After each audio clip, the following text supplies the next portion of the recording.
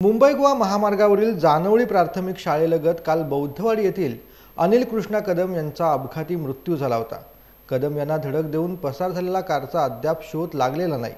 तसेच जानवळी परिसरात वारंवार अपघात होऊन येथील नागरिकांचे बळी देखील जात आहेत। या विरोधात एकवटलेल्या ग्रामस्थांनी दुपारी 11 वाजल्यापासून रास्ता रोको सुरू केलाय।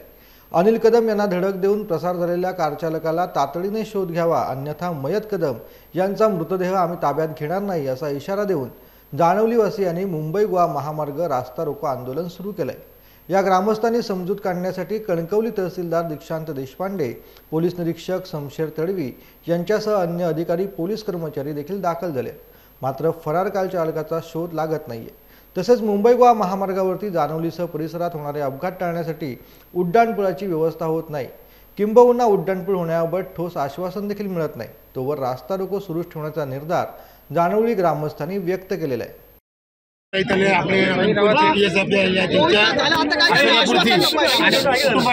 आम्ही कुटुंबाच्या वतीने त्यांनी आम्ही चर्चा केलेली आहे। कुटुंबाने सुद्धा त्यांना आम्हाला चांगल्या प्रकारे करून आंदोलन कुटुंबाच्या वतीने आणि तात्पुरतं स्थगित करतो आहोत। ह्याच्यापुढे जर आमच्या आश्वासनाची पूर्तता नाही झाली, आम्ही न सांगता पूर्ण 10 गावाची पंचगोष्ठीमध्ये आपण आंदोलन करणार आहोत।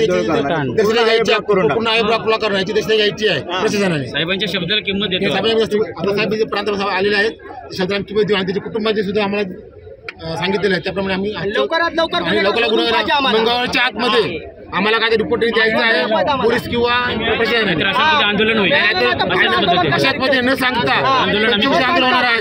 याच्यासाठी प्रश्न घ्यायचे कुटुंबाच्या व्यक्ती मयत पावलेले आहेत। या कुटुंबाच्या दुःखात आम्ही सर्व प्रशासन सहभागी आहोत। या ठिकाणी येऊन ज्या मागण्या झालेल्या आहेत त्याच्यामध्ये मंगळवारी आम्ही 12 वाजता हायवे प्राधिकरण आणि जे संबंधित हायवेचे लोक आहेत या ठिकाणी ज्या मागण्या झाल्या आहेत, रमदान लावण्यासारख्या मागण्या आहेत किंवा साईडपट्टी व्यवस्थित करण्याच्या मागण्या आहेत, ज्या इतरही बऱ्याचशा मागण्या आहेत, त्या मागण्यासंदर्भात मंगळवारी ठीक 12 वाजता तहसील ऑफिसमध्ये आम्ही बैठक घेणार आहोत।